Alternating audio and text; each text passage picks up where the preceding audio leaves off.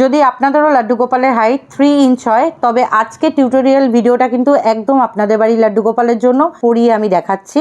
আমাদের লাড্ডু গোপালের পায়ে অলরেডি একটা সক্স কিন্তু লাড্ডু গোপাল পরে আছে। 2 নাম্বার লাড্ডু গোপালের সমস্ত কিছু টিউটোরিয়াল আমি অলরেডি আপলোড করে দিয়েছি।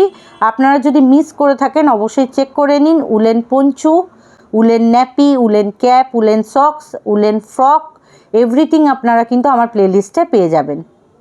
11 নম্বর ক্রশিয়া হুক আর 4 প্লাই উল। ফার্স্টেই একটা সিম্পল নট তৈরি করে নেব আমরা এখানে। আমরা সিঙ্গেল চেন তৈরি করব 1 2 3 4 অ্যান্ড 5। ফার্স্ট চেনটা স্কিপ করে সেকেন্ড চেনে আমি হাফ ডাবল ক্রোশিয়া বুনব।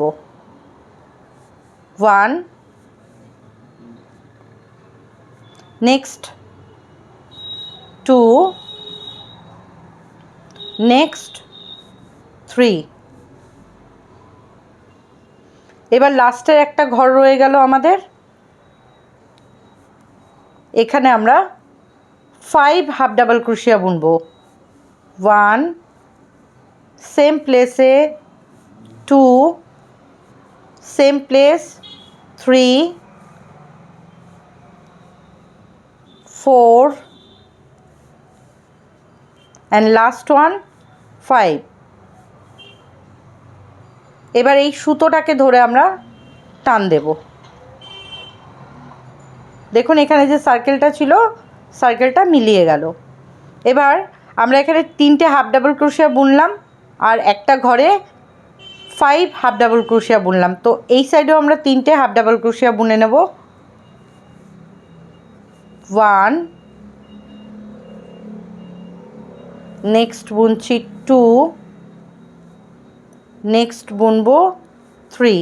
আর এই সুতোটাকে আমরা লুপের মধ্যেই রেখেছিলাম।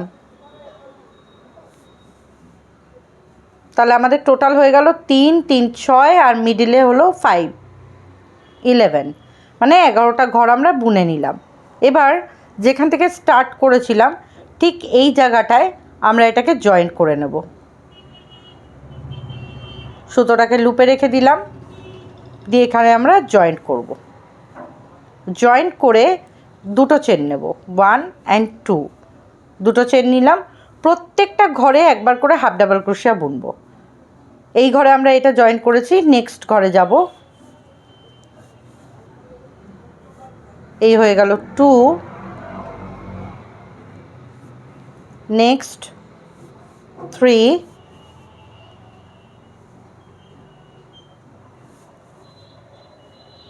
নেক্সট বুনবো 4,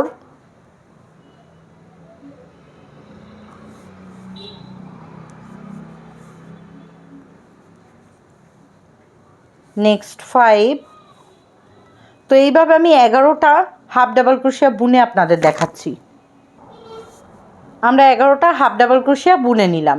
বোনার পর আমরা যেখান থেকে স্টার্ট করেছিলাম এই ঘরটা থেকে স্টার্ট করেছিলাম 1 অ্যান্ড 2, এই দুটো ঘর নিয়েছিলাম। এই ঘর থেকে স্টার্ট করলাম করে এই যে চেন 1 চেন 2 এই ঘরটার মধ্যে আমরা এটাকে জয়েন্ট করব। জয়েন্ট করব। এবার আমরা এখানে বর্ডারটাও চেঞ্জ করব। দেখুন এখানে আমরা বর্ডারটা চেঞ্জ করব এইভাবে। এখান থেকে সুতোটা বার করে নেব, করে চেন 1 এখানে আমরা সিঙ্গেল ক্রোশিয়ার পুরো লাইনটা করব। এই রাউন্ডটা পুরো সিঙ্গেল ক্রোশিয়া হবে 11টা। এই একটা বুনে নিলাম, নেক্সট ঘরে যাচ্ছি আর দুটো সুতোকে আমরা লুপেই রেখে দেব, তাহলে এটা অটো লক হয়ে যাবে। এই যে 2, নেক্সট ঘরে বুনবো। এই হলো 3, নেক্সট 4, নেক্সট 5, নেক্সট 6। দেখুন আমি 11টা সিঙ্গেল ক্রোশিয়া বুনে নিয়েছি। এই সুতোগুলোকে আমি কাট করে দেবো এবার, আর এটাকে করে দেবো জয়েন্ট। যেখান থেকে স্টার্ট করেছিলাম এই দেখুন সিঙ্গেল চেন এখান থেকে স্টার্ট করেছিলাম, এইখানে আমরা এটাকে জয়েন্ট করে দেবো স্লিপ স্টিচ দিয়ে। এইভাবে আমরা এটাকে জয়েন্ট করে দেবো। জয়েন্ট করে চেন 1, সুতোটাকে একটু বড় রাখবো। এবার আমরা ব্যাক সাইডে ইনসার্ট করে দেবো যাতে সুতোটা লক হয়ে যায় আর না বেরোয়। ব্যাস এইটা হলো আমাদের ব্যাক সাইড। এবার আমরা ফ্রন্টে এটাকে লক করব, কিন্তু তার আগে যেহেতু এটা ছোট্ট একটা সক্স, আমরা কি করব, এটাকে ঘুরিয়ে নেব এইভাবে।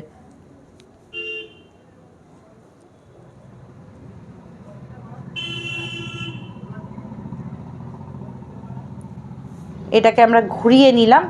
ঘুরিয়ে এবার এখান থেকে 1 and 2 দুটো ঘর আমরা খালি জয়েন করব। কিভাবে জয়েনটা করব একবার দেখিয়ে দিই আপনাদেরকে। দেখুন, এইভাবে এই ঘরটা থেকে আমরা নেব আর এই ঘরটা থেকে নেব। এটা আমি ফ্রন্ট থেকে করছি, আপনারা চাইলে এই সাইড থেকেও এইদিকে যেতে পারেন। আমি এই সাইড থেকে এদিকে যাচ্ছি। আমি দু রকমভাবেই করতে পারি, আর আমি দু রকমভাবেই বানাই, কোনো ব্যাপার না। এই দেখুন, সুতোটা একটু বড় রাখবো, সাদা সুতোটা বড় রেখে এইভাবে আমি এটাকে বের করে নেব। এই যে এটাকে পুরো বার করব না, করে এই যে ছোট সুতোটা নিয়েছি এইটাকে আমরা লক করব এইভাবে। খুব একটা টাইট করব না, তাহলে সামনেটা কেমন একটা ভালো লাগে না। এই দেখুন, হালকা করেই করলাম, ঠিক আছে, হালকা করে করলাম। এবার নেক্সট ঘরে যাব। নেক্সট ঘরে গিয়ে আমরা এই সুতোটাকে বার করব, এইভাবে বার করলাম। বার করার পর এখান থেকে আমরা হুকটাকে এই সুতো দিয়ে বার করব, এইভাবে বার করে এইভাবে লক করে দেব। লক করার পর এই দেখুন, এখানে আমরা গিট করে দিচ্ছি যাতে এটা পুরো পার্মানেন্টলি লক হয়ে যায়।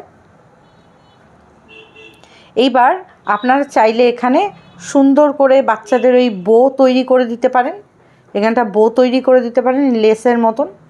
এখানটা একটা ছোট্ট একটা লেস মতন করে দিতে পারেন এই জায়গাটায়, এরকমভাবে বার করে।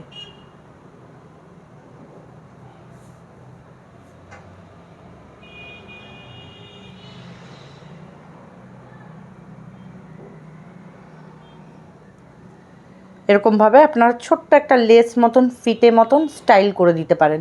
আর যদি এরকম না করবেন তাহলে আপনারা এই যে গিটটা করলেন, গিটটা করার পর সুতোটাকে এই কাট করব।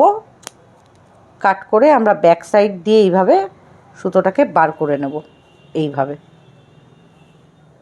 এই যে সুতো বেরিয়ে গেল এই সাইডে, আর এই সাইডেও সুতোটা আমি কাট করব।